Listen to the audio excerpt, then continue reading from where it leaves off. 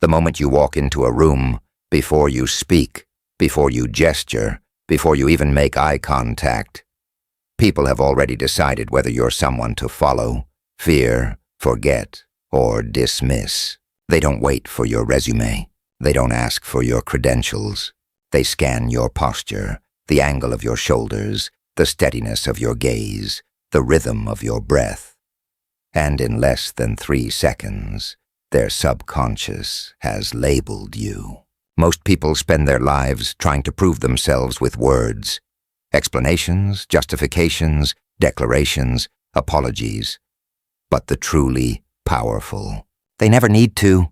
Their presence alone commands attention, not because they demand it, but because they radiate something deeper, unshakable alignment between who they are and how they show up. You don't need charisma to own a room. You don't need volume to dominate silence. You don't need titles to be respected. What you need is mastery over the invisible architecture of human perception. The subtle frequencies your body broadcasts before your lips part.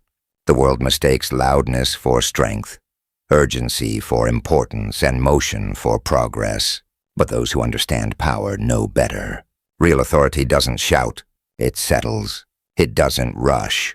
It arrives. It doesn't beg for space. It takes it effortlessly because it belongs there.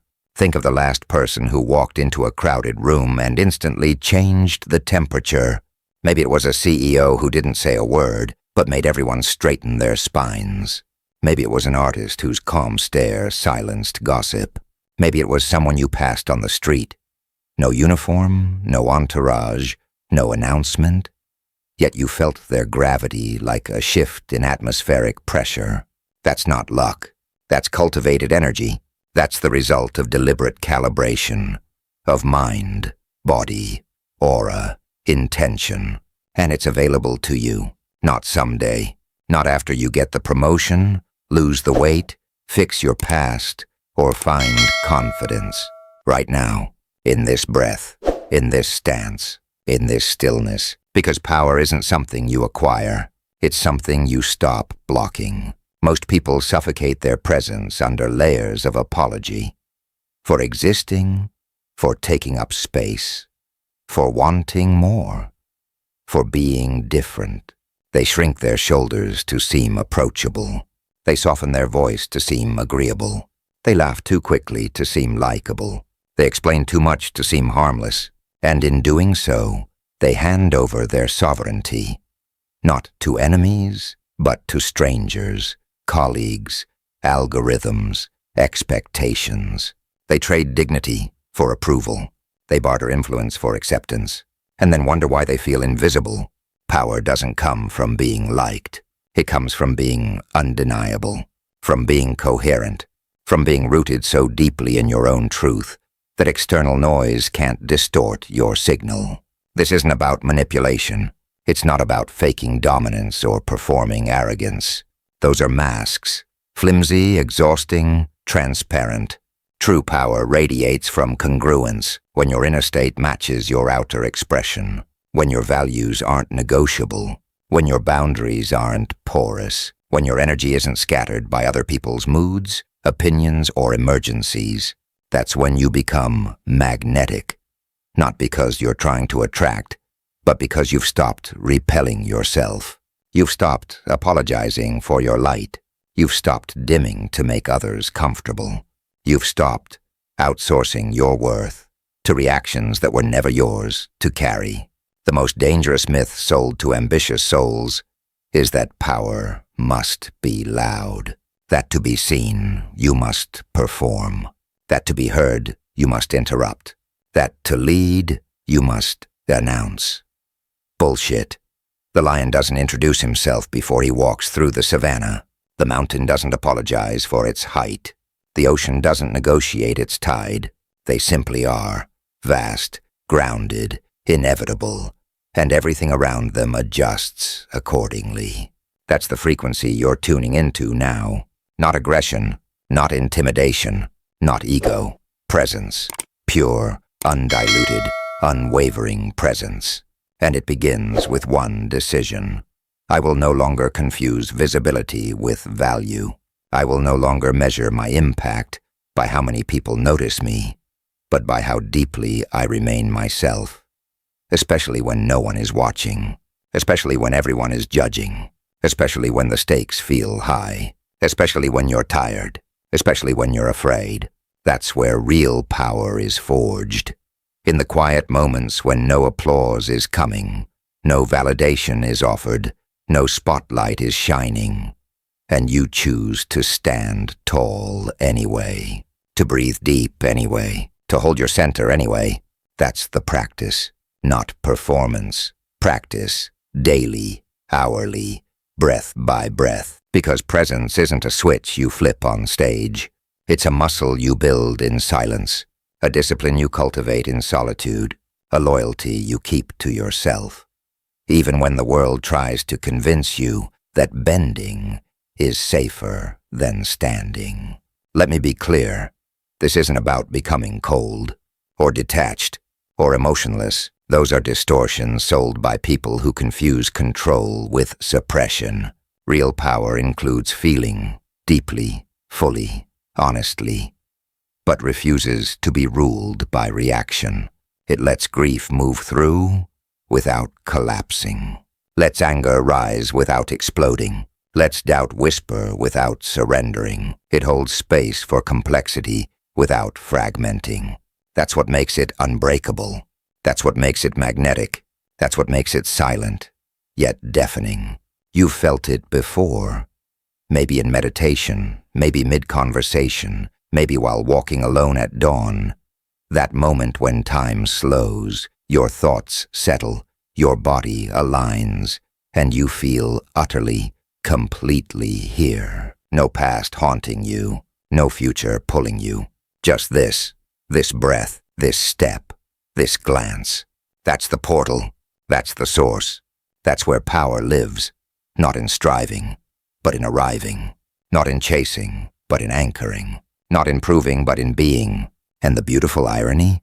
The more you anchor in that stillness, the more the world leans in to listen, not because you demanded it, but because you stopped needing it. Need is loud, desire is desperate. Lack vibrates at a frequency that repels true authority. But fullness? Fullness is quiet. Fullness is calm. Fullness doesn't reach, it receives. Doesn't chase, it attracts. Doesn't beg, it blesses. And when you operate from that frequency, people sense it, not intellectually, viscerally. They feel the difference between someone who needs their attention and someone who grants them the privilege of witnessing theirs. That's the shift. That's the secret. That's the silent revolution happening inside you right now. As you read these words, as you feel your spine lengthen, as you notice the space between your thoughts expanding, you're remembering what you've always known. You were never meant to shrink. You were never meant to explain. You were never meant to hustle for belonging. You were born sovereign, and all you're doing now is removing the debris, the self-doubt, the people-pleasing, the inherited shame, the conditioned smallness, so your natural state can emerge. Unapologetic, unfiltered, unmistakable. So let's begin, not with techniques, not with hacks, not with how to appear confident. Let's begin with truth, with alignment, with returning home to the version of you that doesn't ask permission to exist, that doesn't wait for cues to speak, that doesn't contort to fit. That version is already here, already whole, already powerful. All you have to do is stop betraying her. Stop silencing him. Stop editing them. Let them take up space. Let them breathe. Let them be seen, not perfectly, not politely, not palatably, but fully. Wildly. Honestly. That's how you radiate power without saying a word. Not by trying to impress, but by refusing to disappear. You think power is earned through titles, promotions, applause, or bank statements. But that's the world's illusion, sold to keep you chasing validation instead of cultivating sovereignty. Real power doesn't knock on doors asking for permission. It walks in like it owns the place. Not because it's arrogant, but because it knows it belongs. And here's the uncomfortable truth. Most people are broadcasting weakness without realizing it. Not through failure, not through lack of talent, but through micro-signals their nervous system leaks under pressure. The slight hunch in the shoulders when someone challenges them. The flicker of the eyes when they're unsure. The rushed apology after stating a boundary. The nervous laugh after speaking truth. The way they shrink back into chairs as if trying to vanish. These aren't flaws. They're survival mechanisms. Conditioned responses from years of being told to be smaller, quieter, safer, more agreeable. But survival isn't sovereignty. Compliance isn't command. And if you want to radiate power without saying a word, you must rewire your body's language. Not to perform strength, but to embody it. This isn't about faking confidence until you make it. That's exhausting, transparent, unsustainable. This is about returning to your original frequency, the one you were born with, before the world taught you to mute yourself. Babies don't apologize for crying. Wolves don't negotiate their howl. Trees don't beg for sunlight. They simply exist, fully, unapologetically, rooted in their purpose. And everything around them responds accordingly. Your body already knows how to radiate power. It's been doing it since birth, until you started overriding its signals with fear, shame, and second-guessing. Think of the last time you felt completely at ease in your skin. Maybe hiking alone, dancing in your room, holding a newborn, standing at the edge of the ocean. No audience, no judgment, no performance, just pure presence. In those moments, your posture naturally opens. Your breath deepens. Your gaze softens yet intensifies. Your energy expands. You take up space, not aggressively, but effortlessly. That's your baseline. That's your birthright. And all we're doing now is removing the interference, the self-consciousness, the overthinking, the need to be liked. So you can return to that state.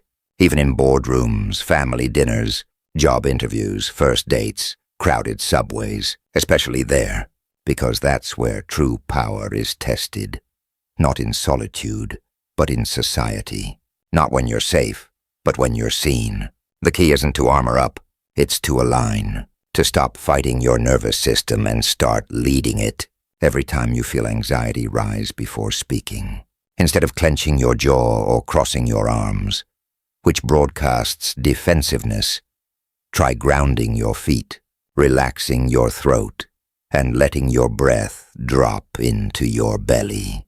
That simple shift tells your brain, I am safe, I am centered, I am not under attack. And when your physiology believes that, your presence broadcasts it, silently, unmistakably, to everyone around you.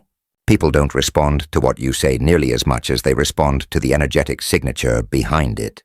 A shaky voice with perfect words still reads as insecure. A calm silence with no words still reads as authority. That's why the most powerful people in any room are often the ones who speak the least. Not because they have nothing to say, but because they refuse to dilute their presence with unnecessary noise. They understand that attention is currency, and they spend it deliberately. Most people hemorrhage it, talking to fill silence, explaining to avoid judgment, laughing to ease tension, nodding to appear agreeable. Each gesture leaks power. Each reaction surrenders sovereignty. But when you master the art of non-reaction, when you let insults hang in the air without catching them, when you let chaos swirl without joining it, when you let silence stretch without rushing to break it, you become untouchable, not because you're cold, but because you're complete, whole within yourself, unshakable in your center. And that completeness, it terrifies people who are still bargaining for belonging. They don't know what to do with someone who doesn't need their approval, who doesn't flinch at their criticism, who doesn't rush to explain, defend, or justify. That stillness becomes a mirror, reflecting back their own fragmentation, their own desperation, their own hunger for external validation. And mirrors make people uncomfortable, so they'll test you, they'll provoke you, they'll try to bait you into reaction. Because if they can get you to flinch, they regain control. Don't give it to them. Let them speak. Let them rage. Let them perform. Stay anchored. Breathe deeper. Soften your gaze. Relax your hands. Smile, not to please, but to disarm. That smile isn't submission. It's supremacy. It says, I see your game. I'm not playing, and I'm not afraid of you. That's how you win without speaking. That's how you dominate without demanding. That's how you radiate power without uttering a syllable. But this isn't just about handling confrontation. It's about commanding everyday moments. Walking into a coffee shop, sitting in a meeting, standing in an elevator, waiting in line. These are your training grounds. Every interaction is a chance to practice sovereignty. Notice how you hold your body when the barista gets your order wrong. Do you tense, apologize for their mistake, rush to fix it?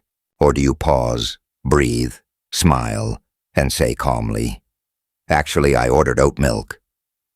No drama, no escalation, just quiet correction.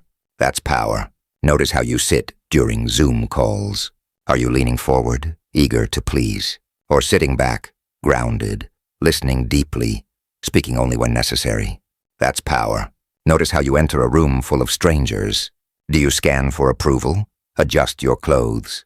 Rehearse your introduction? Or do you walk in like you belong? Because you do. And let your energy settle the space around you. That's power. It's not in the grand gestures. It's in the micro moments, the tiny choices, the silent recalibrations, and the beautiful part, no one needs to teach you how. Your body remembers. Your nervous system knows. You've just been overriding it with stories. Stories that say you're too much, not enough, inappropriate, awkward, unworthy. Time to rewrite those stories, not with affirmations whispered into a mirror, though those help, but with embodied action. Stand like you mean it. Walk like you own the ground beneath you. Speak like your words matter, because they do. Pause like silence is your ally, because it is. Look people in the eye like you have nothing to hide, because you don't. And when doubt creeps in, and it will, don't fight it. Acknowledge it. Thank it for trying to protect you. Then gently set it aside and choose alignment anyway. Power isn't the absence of fear. It's the presence of choice. Choosing your center over your conditioning, your truth over their expectations, your sovereignty over their stories. And every time you choose it, you strengthen the neural pathway. Every time you stand tall despite trembling knees, you rewire your nervous system. Every time you hold silence instead of filling it, you reclaim your energy. Every time you let someone else's chaos bounce off you instead of absorbing it, you fortify your boundaries. This is how empires are built. Not with speeches, but with stillness. Not with force, but with frequency. Not with followers, but with fidelity to yourself. So start small, today, right now. Before your next conversation, plant your feet. Feel the ground. Drop your shoulders. Breathe into your ribs. Let your spine rise like a mountain. And then speak, or don't. Either way, you've already won. Because power isn't something you earn. It's something you remember. And you're remembering now. Not because I told you to, but because your soul has been whispering it all along. Begging you to stop shrinking, to stop apologizing, to stop editing yourself into palatability. It's time to listen, time to trust, time to expand. Not for them, for you. Because when you radiate from your center, the world doesn't just notice. It rearranges itself around you, quietly, naturally, inevitably, like gravity, like truth, like power that never needed to announce itself, because it was always there, waiting for you to come home. Most people think presence is something you turn on, like a spotlight before a performance, a mask before a meeting, a persona before a party. They rehearse their posture in mirrors, memorize power poses from TED Talks, practice commanding entrances in empty hallways, and wonder why it feels exhausting, hollow, unsustainable. Because presence isn't performed, it's surrendered to. It's not manufactured, it's remembered. You don't build it from the outside in, you uncover it from the inside out. And the moment you stop trying to project power and start returning to your center, everything changes. The way people look at you, the way opportunities find you, the way silence serves you, the way chaos bends around you instead of breaking you. This is where your competitor got it half right. Yes, perception matters. Yes, image shapes reality. Yes, how you carry yourself alters how the world treats you. But they missed the deeper truth. You cannot sustainably control perception unless you've first mastered presence. Not the appearance of calm, but the embodiment of it. Not the performance of detachment, but the lived experience of sovereignty. Anyone can fake stillness for 30 seconds. Few can hold it under fire when insult lands, when betrayal cuts, when failure stings, when doubt screams. That's where real power reveals itself. Not in curated Instagram captions or motivational monologues, but in the raw, unscripted moments when no one's watching and everything's falling apart. That's your training ground. That's your proving ground. That's where you stop broadcasting need and start radiating wholeness. And here's what no one tells you. Presence isn't loud. It doesn't announce itself. It doesn't demand attention. It simply occupies space, fully, quietly, unapologetically. And in doing so, rearranges the energy of every room it enters. Think of water. It doesn't shout to prove its power, doesn't flex to show its strength, doesn't argue to claim its territory. It simply flows, carving canyons, shaping coastlines, drowning empires, all while appearing soft, gentle, yielding. That's the paradox of true power. It looks like surrender but operates like sovereignty. It looks like stillness but moves like strategy. It looks like passivity but functions like precision. And when you learn to move through the world like water, grounded, fluid, responsive without being reactive, you become impossible to ignore, impossible to manipulate, impossible to diminish. People will try, they'll poke, they'll provoke, they'll test your edges, your patience, your boundaries, not because they hate you, but because your calmness threatens their chaos. Your stillness exposes their fragmentation. Your silence amplifies their noise. And that discomfort, it makes them lash out. So let them. Don't take the bait. Don't rise to the drama. Don't explain your peace. Don't justify your boundaries. Don't shrink to soothe their insecurity. Stand firm. Breathe deep. Let your energy settle like sediment after a storm. And watch, without attachment, without expectation, as their turbulence exhausts itself against your stillness. That's how you win without speaking. That's how you lead without commanding. That's how you radiate power without uttering a word.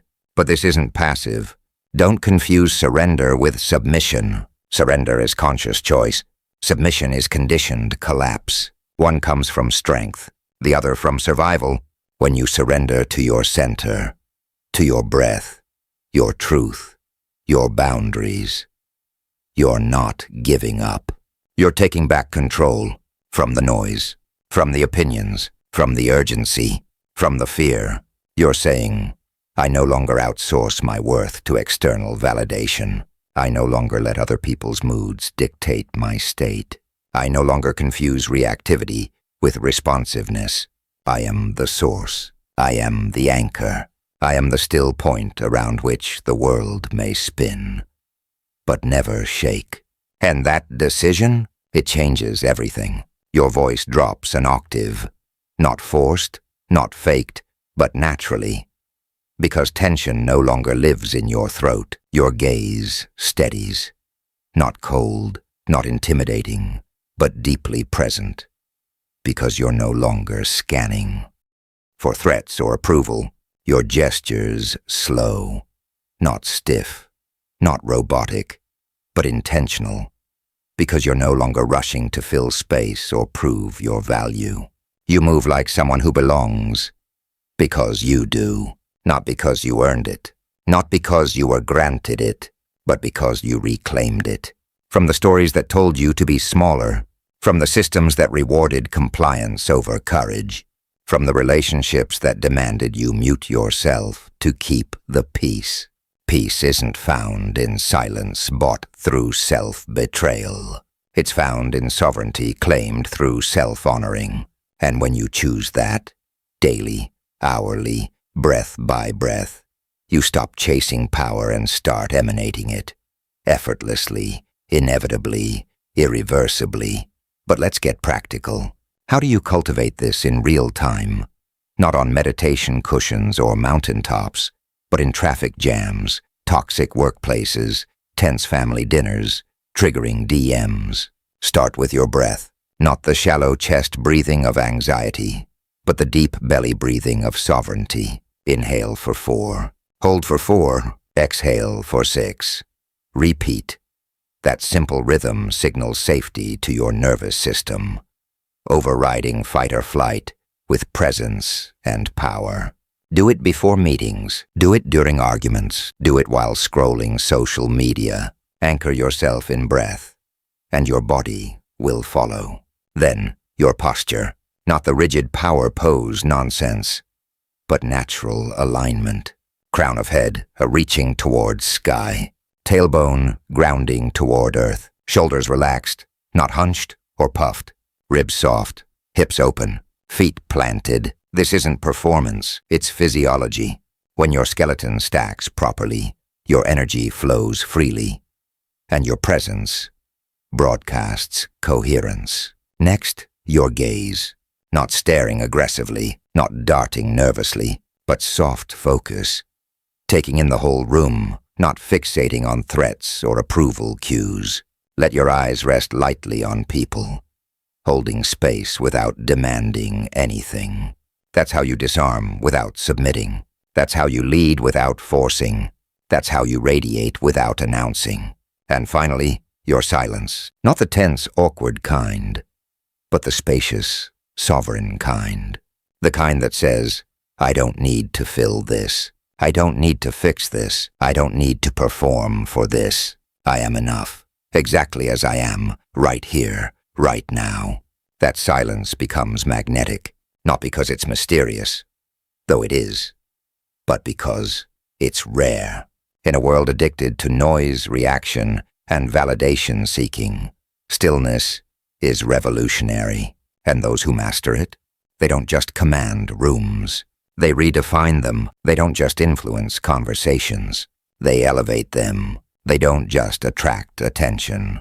They magnetize alignment, drawing to them people, opportunities, and energies that match their frequency. Because energy doesn't lie. You can rehearse scripts, memorize mantras, wear power suits, hire coaches. But if your inner state is fragmented, desperate, or afraid, your outer presence will broadcast it. Subtly, inconsistently, uncontrollably.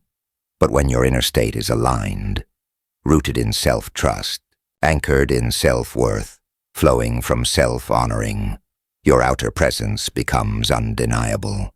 Not because you're perfect, but because you're real. Not because you're polished, but because you're present. Not because you're fearless, but because you're faithful to yourself. And that faithfulness, it terrifies people who are still bargaining for belonging. It unsettles those who measure worth by external metrics. It disrupts systems built on compliance, performance, and people-pleasing.